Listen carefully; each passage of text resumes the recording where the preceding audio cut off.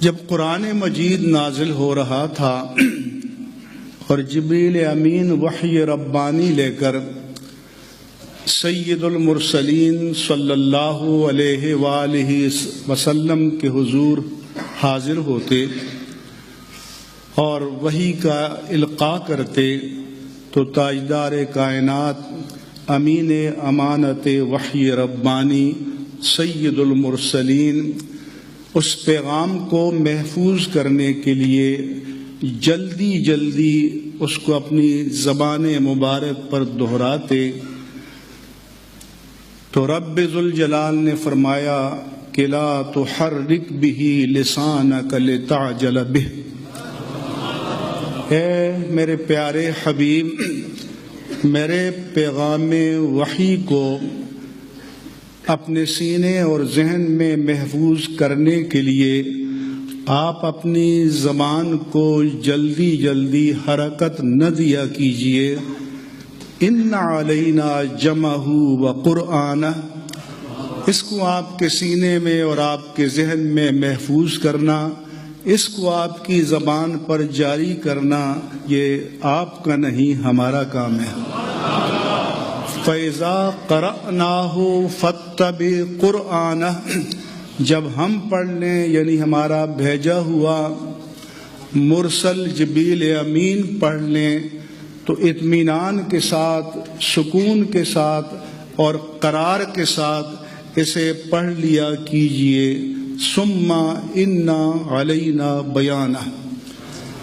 پھر اس پیغام کے سارے مخاطبین کو پتہ چل جانا چاہیے کہ یہ کوئی دیوان غالب اور دیوان متنبی جیسا صحیفہ نہیں ہے کہ جس کی جو مرضی میں آئے اس کی تعبیر کرے، تفسیر کرے۔ فرمایا کہ کلام بھی ہماری طرف سے آیا اور بیان بھی ہماری طرف سے آئے گا۔ تو پھر جس پر کلام آیا بیان بھی اسی پر آئے گا، اور جو صاحب کلام ہے بیان بھی اسی کا مانا جائے گا۔ اس لیے بتا رہا ہوں کہ آج جس فتنے کا ہمیں سامنا ہے اس کے بارے میں تاجدار کائنات نے پہلے پیشن گوئی فرمائی تھی کہ یأتی علی الناس زمان رجل شبان متکئا علی اریکتہ،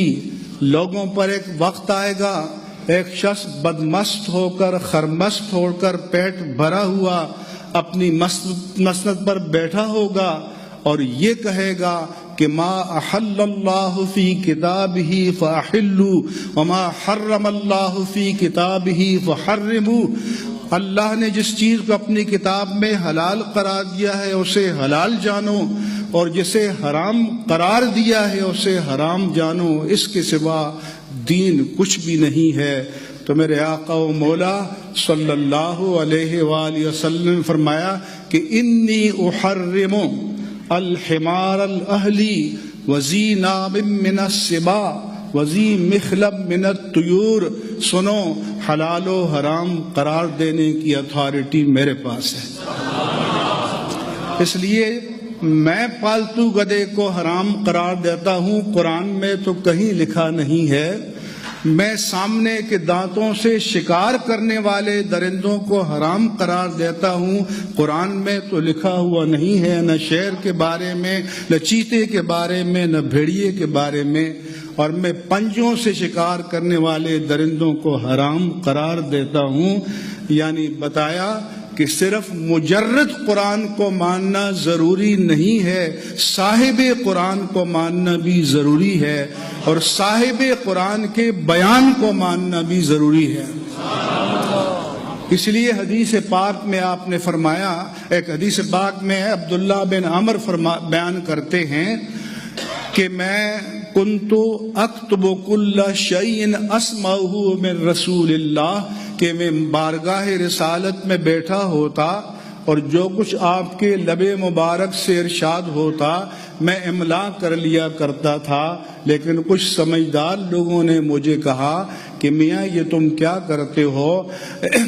النبی بشر یتکلم فی الرضا والغضب، نبی تو بشر ہیں، کبھی کیفیت جلال میں ہوتے ہیں، کبھی کیفیت جمال میں ہوتے ہیں، ان کیفیات میں بندہ کچھ سے کچھ کہہ دیتا ہے۔ تو میں نے قلم اسٹاپ کر دیا۔ تاجدار کائنات نے فرمایا کہ نہیں، تم ہر بات کو لکھ لیا کرو، میں کیفیت غضب و جلال میں ہوں یا میں کیفیت جمال میں ہوں۔ اشارہ باسمہ الی فیہ، اپنی انگشت مبارک سے دہنے مبارک کی طرف اشارہ کر کے فرمایا کہ اس منہ سے حق کے سوا کسی بھی حال میں کچھ بھی جاری نہیں ہوتا۔ تو ایک تو یہ بنیادی بات ہے۔ پاکستان کے اخبارات میں یہ لکھا گیا، جو آج کل کے متجددین ہیں، کہ پارلیمنٹ کا کام ہے کہ ڈیفائن کرے کہ شریعت کیا ہے۔ ہم کہتے ہیں کہ اگر روئے زمین کے سارے انسان جمع ہو کر ایک کلمے پر متفق ہو جائیں اور وہ کلمہ مصطفیٰ کے خلاف ہو تو ساری انسانیت کی دانش کو رد کر دیا جائے گا اور کلمہ وحی ربانی کو قبول کیا جائے گا، اور اتھارٹی جو ہے وہ زمان پاک مصطفیٰ ہوگی۔